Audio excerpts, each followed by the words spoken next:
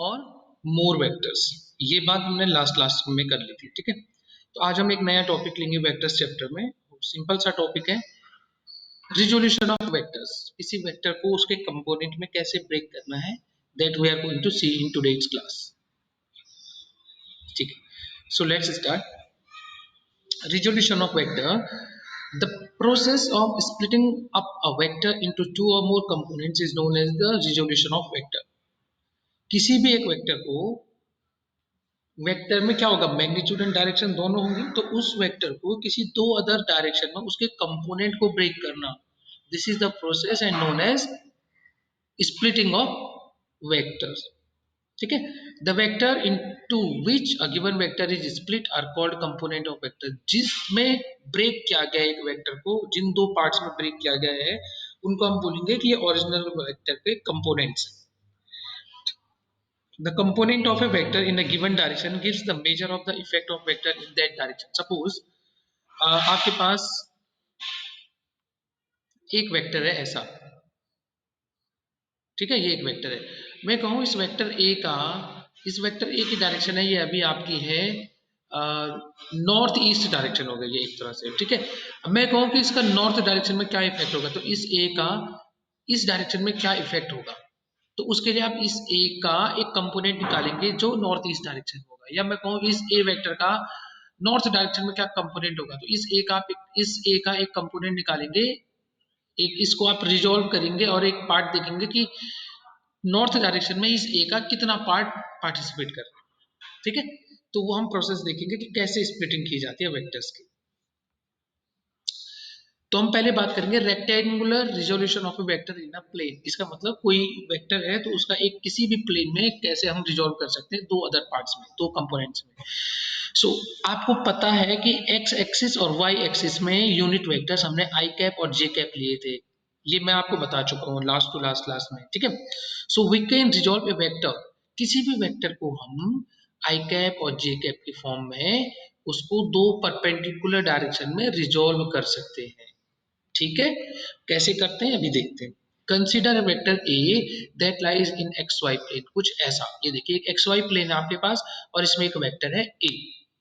इस वेक्टर की डायरेक्शन क्या है, ये है यहाँ ओ से लेके और इधर की डायरेक्शन में, जिधर इसका हेड है एरो बना हुआ है, ये ब्लू कलर का arrow. So this is the direction of vector ए। मैं कहूँ इस वेक्टर ए का वाई डायरेक्शन में क्या कंपोनेंट होगा और एक्स डायरेक्शन में क्या कंपोनेंट होगा, that we have to find. तो आपको पता है एक्स डायरेक्शन में इसका यूनिट वेक्टर क्या होगा, आई कैप, वाई डायरेक्शन में यूनिट वेक्टर होगा जे कैप। मतलब डायरेक्शन, एक्स डायरेक्शन को दिखाने के लिए आप आई कैप का यूज करोगे वेक्टर का, और वाई डायरेक्शन में वेक्टर को दिखाने के लिए आप जे कैप का यूज करोगे। बाकी हम देखेंगे मैग्नीट्यूड कितना कितना होता है इस ए का एक्स डायरेक्शन में और वाई ए का वाई डायरेक्शन में। तो सबसे सिंपली हम क्या करते हैं, इसके हेड से, इस वेक्टर ए के हेड से दो परपेंडिकुलर ड्रॉ कर देते हैं, एक ओ एक्स पे और एक ओ वाई पे। कुछ ऐसे, draw lines from head of A perpendicular to the coordinate axis, कुछ ऐसे और दूसरी ऐसे। तो आपको दो पॉइंट मिल गए, आपको ये दो पॉइंट मिल गए, एक जिसने यहाँ पे ड्रॉ किया, कट किया वाई एक्सिस को, और एक्स एक्सिस को यहाँ पे ड्रॉ किया। तो ये इतना मैग्नीट्यूड का एक वेक्टर ड्रॉ कर दो, कुछ ऐसा, वेक्टर एक और ये दूसरा वेक्टर।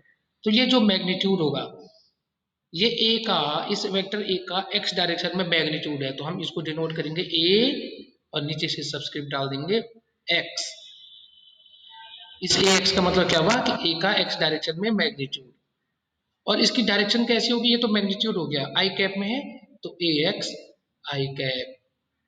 तो इस ए का एक्स डायरेक्शन में कंपोनेंट कितना आ गया, A X I cap. Similarly इस ए का वाई डायरेक्शन में कंपोनेंट, देखो सपोज यहाँ से यहाँ तक ये डिस्टेंस ए वाई है और इसके डायरेक्शन में यूनिट वेक्टर कितना है, जे कैप। तो ये वेक्टर कितना हो गया, ए वाई जे कैप। तो ये आपका हो गया ए वाई जे कैप, ये वाला portion, this is A Y J cap and this is A X I cap. कुछ भी नहीं किया, एक वेक्टर लिया हमने, उसके हेड से दो परपेंडिकुलर ड्रॉ कर दिए, एक ओ एक्स पे और एक ओ वाई पे।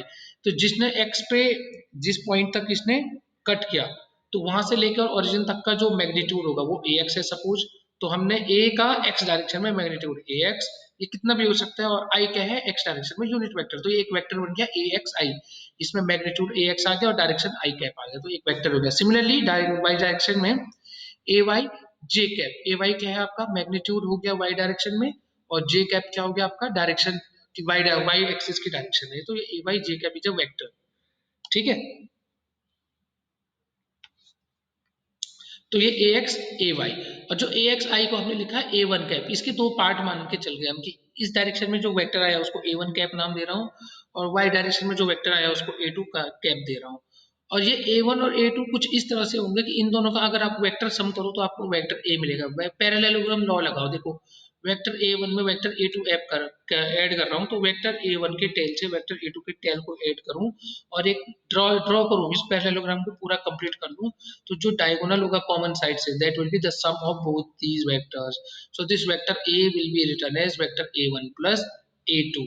ठीक है, since A one is parallel to I one, this A one is parallel to I one, I one mean इसी डायरेक्शन में आई कैप वाली डायरेक्शन थी, तो उसी डायरेक्शन में आपका ए वन वेक्टर है, तो हम इसको लिख सकते हैं ए एक्स आई, जो मैं आपको ऑलरेडी बता चुका हूँ। ए वन की वैल्यू कितनी है ए एक्स आई, और ए टू की वैल्यू मैं आपको ऑलरेडी बता चुका हूँ A Y J cap, where A X and A Y both will be real numbers, और I cap and J cap क्या है, आई कैप एक्स डायरेक्शन को शो कर रहा है और जे कैप वाई डायरेक्शन से शो कर रहा है, तो वेक्टर ए कैप विल, जो वेक्टर ए वन क्या है A X I cap, vector A two क्या है ए वाई जे कैप। ठीक है, तो वेक्टर ए वन की वैल्यू कितने A X I cap, vector A two की value A Y J cap. Clear यहां तक? Yes sir. ठीक है, अच्छा अगर ये समझ आ गया आपको, so these quantities here A X and A Y are called X and Y component of vector A, इस वेक्टर ए का एक्स कंपोनेंट ए एक्स, इस वेक्टर ए का Y component A Y, similar simple way. ठीक है, तो vector A can be written as, आपको पता है A one plus A two है वेक्टर ए, ए वन की वैल्यू आ गई A X I, A two की वैल्यू आ गई A Y J, so this vector A can be written as A X I cap plus A Y J cap. ठीक है, A Y A X and A Y scalar है और आई और जे क्या है वेक्टर है, तो ये वेक्टर बन गया, दो वेक्टर का सम तीसरा वेक्टर आ गया। यहाँ पे ए एक्स मैग्नीट्यूड होगा तो स्केलर है, ए वाई भी सिंपली मैग्नीट्यूड है तो स्केलर है, और डायरेक्शन के लिए हमने आई कैप और जे कैप स्पेसिफाई कर दिया अलग से कि ये एक्स डायरेक्शन में है और ये वाई डायरेक्शन में।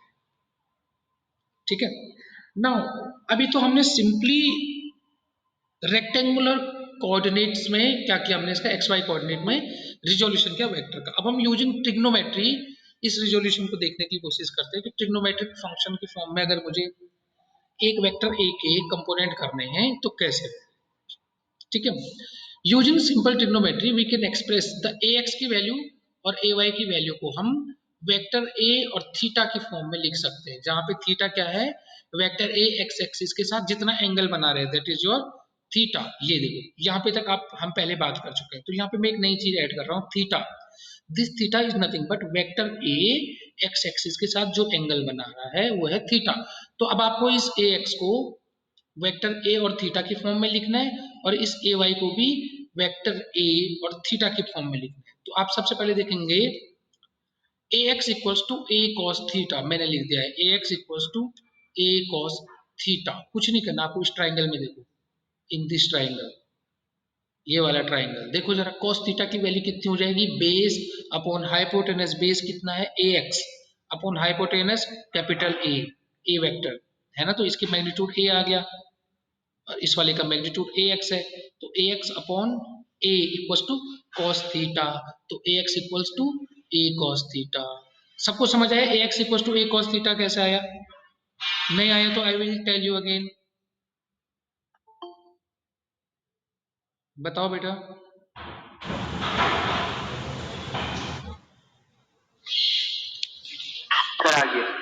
ओके, अगर A X equals to A cos theta आ गया, एक सेकंड है, someone is trying to enter I think,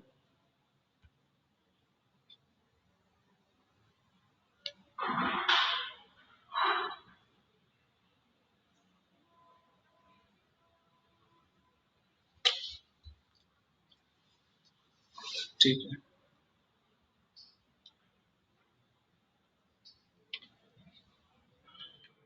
ठीक है, similarly A Y equal to A sine theta लिख सकता हूँ, इसी ट्राइंगल में ए, ये वाला वेक्टर ये कितना होगा, ये ए वाई जे है, तो ये इस साइड वाला ये वाला भी ए वाई जे ही होगा क्योंकि पैरेलल है एक दूसरे के। तो इसका मैग्नीट्यूड कितना हो गया ए वाई, और हाइपोटेनस है आपका वेक्टर ए, तो उसका magnitude A. Again A Y over A equals to cos theta, perpendicular upon hypotenuse, perpendicular upon hypotenuse equals to sine theta होता है, sorry sine theta equals to perpendicular upon hypotenuse, sine theta equals to A Y upon A, तो A Y equals to A sine theta. तो आपको A X की value A cos theta और A Y की value A sine theta कैसा है पता चला, यस और no? Yes sir, yes sir. ठीक है, अगर ये पता चल गया तो अब हम इस कंपोनेंट को, vector can be positive negative और zero depending on the value of theta, ये थीटा जितना होगा उसकी वजह से आपके कंपोनेंट की वैल्यू डिसाइड होगी। सपोज थीटा 90 है, suppose your theta is 90 degree, मतलब ये जो थीटा है वेक्टर ए वाई डायरेक्शन में ही है, पूरा का पूरा 90 डिग्री है, इसका मतलब यही हुआ, तो इसका हॉरिजॉन्टल कंपोनेंट जीरो हो जाना चाहिए क्योंकि सारा का सारा वेक्टर है ही वाई कंपोनेंट डायरेक्शन में, तो इसका हॉरिजॉन्टल कंपोनेंट कुछ होना ही नहीं चाहिए। इसको मैथमेटिकली देखो, हॉरिजॉन्टल कंपोनेंट ये वाला और वर्टिकल कंपोनेंट ए वाई वाला, हॉरिजॉन्टल कंपोनेंट होता है आपका ए एक्स ए कॉस थीटा, जहाँ पे कॉस टर्म आ रहा है that is your horizontal component, और वर्टिकल कंपोनेंट हो गया आपका ए वाई ए साइन थीटा। तो अगर थीटा 90 डिग्री है, सारा का सारा वेक्टर ए वाई डायरेक्शन में है, थीटा की वैल्यू 90 है, तो इसका horizontal component A X equals to कितना हो जाएगा ए कॉस 90, और कॉस 90 होता है जीरो, तो ए एक्स हो जाएगा जीरो, और वर्टिकल कंपोनेंट कितना हो जाएगा ए साइन 90, साइन 90 हो गया 1, तो ए वाई इक्वल्स टू ए, आ गया ना प्रूफ, सारा का सारा वेक्टर वाई डायरेक्शन में, ए वाई 1 ए हो जाएगा, ए की वैल्यू ही ए वाई हो जाएगी उस केस में। सिमिलरली अगर थीटा जीरो है तो आपका ए एक्स इक्वल्स टू ए आ जाएगा और ए वाई जीरो आ जाएगा। तो इसको समझने की कोशिश करो जरा, ठीक है? ओके, इसके बाद now we have two ways to specify a vector A in a plane, it can be specified by, किसी भी वेक्टर को प्लेन में स्पेसिफाई करने के लिए you have two different ways. पहला, it's magnitude A and the direction theta it makes with the X axis, हम या तो इसके मैग्नीट्यूड और जितना ये एक्स एक्सिस के साथ एंगल बना रहा है उसके फॉर्म में लिख सकते हैं, और हम उसको लिख सकते हैं ए एक्स और ए वाई के फॉर्म में। ठीक है, दोनों मेथड्स, आप किसी भी वेक्टर को किसी प्लेन में डिफाइन करना है या रिप्रेजेंट करना है तो इन दो मेथड में से कोई भी मेथड यूज कर सकते हैं। ठीक है, if vector A and theta are given, अगर आपको वेक्टर ए का मैग्नीट्यूड गिवन है और ये बोल दिया जाए कि ये एक्स एक्सिस के साथ थीटा एंगल पे है, तो आप ए एक्स और ए वाई भी निकाल सकते हो। देखो ना, अगर आपको किसी वेक्टर का मैग्नीट्यूड गिवन है और बोला गया है कि ये वेक्टर थीटा एंगल के साथ एक्स एक्सिस के साथ थीटा एंगल बना रहे हैं, तो ए एक्स निकाल सकते हो आप ए कॉस थीटा से और ए वाई निकाल सकते हो ए साइन थीटा से। ठीक है, और अब क्या करता हूं मैं, इन दोनों का स्क्वायर कर दो, ए एक्स स्क्वायर दोबारा करता हूँ ए वाई स्क्वायर और उनको सम कर दो, तो एक्स स्क्वायर कितना हो जाएगा A square cos square theta.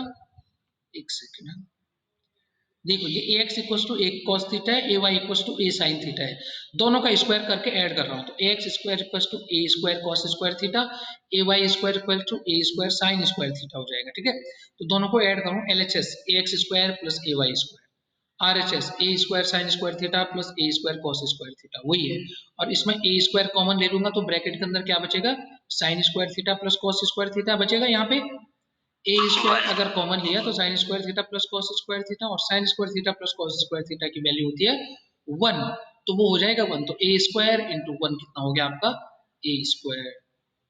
ये समझ आया सबको, ए एक्स स्क्वायर प्लस ए वाई स्क्वायर की वैल्यू ए स्क्वायर कैसा आई? Yes sir. ठीक है, और यहां से अगर ए लिखना हो मुझे तो under root of A X square plus A Y square भी लिखा जा सकता है। इस ए की वैल्यू निकालने के लिए इसका अंडर रूट ही तो करोगे आप, क्योंकि ये ए स्क्वायर है तो ए। अब मुझे बताओ ए एक्स क्या है, आई डायरेक्शन में मैग्नीट्यूड, ए वाई क्या है जे डायरेक्शन में मैग्नीट्यूड। अगर आपको आई डायरेक्शन और वाई डायरेक्शन जे डायरेक्शन में मैग्नीट्यूड पता है तो आप वेक्टर का, रियल वेक्टर का भी मैग्नीट्यूड बता सकते हो, उनके वेक्टर उन अलग अलग आई और वाई डायरेक्शन में जो मैग्नीट्यूड है उनका स्क्वायर करके सम करके उनका स्क्वायर रूट निकाल दो, तो वो जो रियल वेक्टर होगा उसका मैग्नीट्यूड आपको बता देगा। ठीक है, इसी में अगर मुझे थीटा बताना है, थीटा की वैल्यू कितनी होगी, तो यहाँ पे tan थीटा की वैल्यू कितनी हो जाएगी, इसमें लगाओ हिसाब जरा, tan थीटा विल बी ये परपेंडिकुलर अपॉन बेस, परपेंडिकुलर है ए वाई और बेस है ए एक्स, तो tan theta equals to A Y upon A X, yes और नो? तो थीटा इक्वल्स टू, अब अगर थीटा निकालना आपने यहाँ से तो ये tan इधर जाके tan इनवर्स बन जाता है, tan inverse A Y upon A x. ठीक है, ये समझ आ गया आपको? ठीक है, ये वाला आपने in form of resolution of a vector in terms of 2 given vector, no need to do this. अगर 3D की मैं बात करूं, ठीक है, resolution of a vector into 3 rectangular components, 3 ये तो 2D में था, हमने एक्स वाई की बात की थी, अब मैं एक्स वाई जेड 3 एक्सिस लेके चल रहा हूँ। एक वेक्टर ए जो एक्स एक्सिस के साथ अल्फा एंगल बना रहा है, एक वेक्टर वही एक्टर वाई एक्सिस के साथ बीटा एंगल बना रहा है, और वही वेक्टर जेड एक्सिस के साथ गामा एंगल बना रहा है। ठीक है, एक वेक्टर ए है, एक्स एक्सिस के साथ अल्फा एंगल बनाया, उसी वेक्टर का वाई एक्सिस के साथ बीटा एंगल है, देखो, और उसी वेक्टर का जेड एक्सिस के साथ गामा एंगल है। ठीक है, तो एक्स एक्सिस में unit vector A X I cap हो जाएगा इसका कंपोनेंट, वाई एक्सिस में ए वाई जे, उसी तरह से सिमिलरली जेड एक्सिस में ए जेड के कैप हो जाएगा, क्योंकि जेड डायरेक्शन में आपका यूनिट वेक्टर होता है के कैप, और मैग्नीट्यूड हो गया A X A Y and A Z. इस क्यूब से घबराने की जरूरत नहीं है, आपको समझना भी नहीं है कि ये क्यूब है क्या। ठीक है, alpha beta and gamma are the angles between A and x-axis, y-axis and z-axis respectively. Then ax equals to a cos alpha, ay a cos beta और az हो जाएगा आपका a cos gamma। Alpha angle x axis के साथ तो alpha वाला component में a cos alpha, y axis के साथ बीटा एंगल था तो a cos बीटा, और z एक्सिस के साथ गामा एंगल था तो a cos गामा। ठीक है, cos अल्फा की वैल्यू कितनी हो जाएगी? cos अल्फा इस वाले में देखो, cos अल्फा की वैल्यू हो जाएगी आपकी ax अपॉन मोड ऑफ ए, देखो ax ये कितना वैल्यू है, बेस अपॉन हाइपोटेनस होता है cos, तो बेस ax और हाइपोटेनस वेक्टर a का मैग्नीट्यूड, तो वेक्टर ए का मैग्नीट्यूड हाइपोटेनस आ गया और ax आ गया आपका बेस, तो base upon hypotenuse. Similarly cos beta ay upon mode of A, ay upon mode of A, similarly cos gamma क्या हो जाएगा आपका az upon mode of A. In general अगर वेक्टर ए को लिखना है तो A X I cap plus A Y J cap, जब दो वेक्टर था, तो इस बार तीसरा भी 3D है, तीसरी डायरेक्शन में है, तो ए जेड के कैप भी हम ऐड कर देंगे, तो आपका वेक्टर ए आ गया A X I plus A Y J plus a Z के कैप। मैग्नीट्यूड की बात करूं ए के, तो जब हम पिछली बार ए का मैग्नीट्यूड निकाले थे तो under root of x square plus A Y square किया, तो यहाँ पे तीसरा भी है, तो यहाँ पे under root of x square plus A Y square plus a z square तीसरा ऐड हो गया। एक्स स्क्वायर प्लस ए वाई स्क्वायर हमने लास्ट वाले केस में देख दिया था 2D वाले केस में, सिंस यहाँ पे 3D है, तीसरी डायरेक्शन में भी कंपोनेंट है, तो उसका भी स्क्वायर आ गया। ठीक है, position of vector R can be expressed as, अगर कोई वेक्टर आर है सपोज, वो एक्स एक्सिस वाई एक्सिस और जेड एक्सिस से रिस्पेक्टिवली एक्स वाई और जेड एक्सिस जेड पॉइंट पे दूर है, तो उसको आप आर वेक्टर को लिख सकते हो x I cap plus I Y Y J cap plus Z के cap. Here x, y and z are the components of R along x, y and z axis respectively. Randomly कोई point ले लूं, x axis से कितनी distance पे है, y axis से कितनी डिस्टेंस पे है, z एक्सिस से कितनी डिस्टेंस पे है, तो x एक्सिस से जितनी डिस्टेंस पे होगा उसके साथ i cap, x i cap, y j cap और z k कैप। ठीक है, तो ये x y z एक्सिस के साथ रिस्पेक्टिवली कंपोनेंट्स हो गए इस वेक्टर के। ठीक है, और अल्फा बीटा गामा जो ये एंगल है एक ही स्पेस में, they are angles between pairs of line which are not coplanar. देखो x और y कोप्लेनर नहीं थे, ये वेक्टर और x कोप्लेनर नहीं थे, वेक्टर और y डायरेक्शन कोप्लेनर नहीं थी, ये वेक्टर और z एक्सिस कोप्लेनर नहीं थी, तो इनके बीच का एंगल है वेक्टर और a के बीच का एंगल अल्फा, वेक्टर और j के बीच का एंगल बीटा, वेक्टर और k के बीच का एंगल गामा। ठीक है, और इस अल्फा बीटा गामा में एक रिलेशन है, cos square alpha plus cos square beta plus cos square gamma करोगे तो आपको 1 मिलेगा। ये कैसे निकाल सकते हो आप? cos अल्फा की वैल्यू आपके पास है, cos बीटा की वैल्यू आपके पास ये है, cos गामा की वैल्यू आपके पास है, आपको स्क्वायर करो इन सबका और ऐड कर दो, यू विल गेट 1। ये आपके लिए टास्क है आज का homework, cos square beta plus cos square alpha plus cos square gamma आपको 1 प्रूव करना है, कुछ नहीं करना है, इसका स्क्वायर इसका स्क्वायर इसका स्क्वायर तीनों को ऐड करो, आपको मिल जाएगा 1। ठीक है,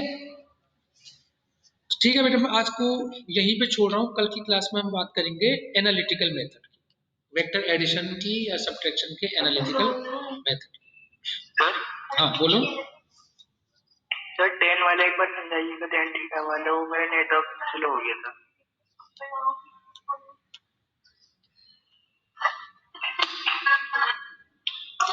इस ट्राइंगल में देखो टेन थीटा की वैल्यू क्या होगी, perpendicular upon base. On base. Perpendicular कितना है ये, तो ये वैल्यू वही है जो ये है, क्योंकि ये पैरेलल है एक दूसरे की लाइन, तो ये ए वाई है, तो A Y upon base A X, तो टेन थीटा की वैल्यू आ गई A Y upon A X, तो थीटा कितना हो जाएगा, टेन इधर जाके टेन इनवर्स बन जाता है, टेन इनवर्स ए वाई अपॉन एक्स, सिंपल सा है। Okay sir, thank you sir.